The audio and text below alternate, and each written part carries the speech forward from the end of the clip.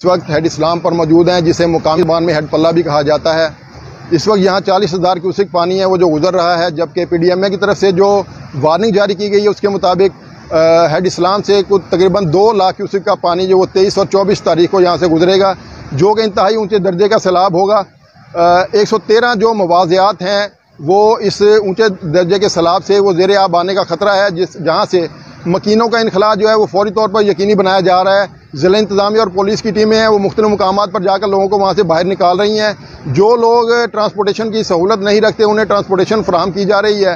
Rescue 1122 की टीमों में इजाफा कर दिया गया ताकि सैलाब आने की सूरत में किसी किस्म के जो रेस्क्यू ऑपरेशन है उसमें कोई मुश्किल पेश ना आए। मैं ये बताता चलूँ कि हेड इस्लाम से जो 3 लाख पानी है वो गुजरने की गुंजाइश है। सन 88 में तकरीबन 4,52,000 क्यूसेक पानी आया था और हेड इस्लाम को उस वक्त चूँकि हेडवर्क्स को ख़तरा था, इसलिए वो 11 RD पर जो ब्रीचिंग सेक्शन बनाया गया था वहाँ से वो बंद को ब्रीच किया गया और उस हिफाजती बंद को ब्रीच करने के साथ इसको हेड इस्लाम को महफूज किया गया।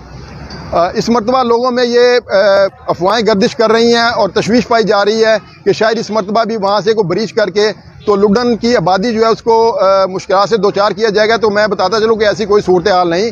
गुज़िश्ता दिनों कमिश्नर मुल्तान डिवीज़न मोहम्मद आमिर खान ने हेड इस्लाम का दौरा किया। डिप्टी कमिश्नर सैयद आसिफ हुसैन शाह ने उन्हें यहाँ तफसीली ब्रीफिंग दी और उन्हें यह बताया कि जो तमाम फ्लड रिलीफ कैंप है वो ऑपरेशनल हैं और इस वक्त कोई ऐसी हंगामी सूरत हाल नहीं जिसमें लोगों को कोई परेशानी से दो चार किया जा सके। तो ऐसा जो लोगों में ये तशवीश पाई जा रही है कि लुडन शहर को कोई ख़तरा है, तो इसमें ऐसी कोई बात नहीं, क्योंकि ज़िला इंतज़ामिया और हुकूमत पंजाब की जो बड़ी तरजीह है वो इंसानी जानों का जो तहफ़्फ़ुज़ है वो इनकी तरजीह है। तो इसलिए वहाँ से कोई ब्रीच का फ़िलहाल कोई इम्कान नहीं, क्योंकि 2 लाख क्यूसेक पानी हेड इस्लाम से बखरियत गुजर जाएगा।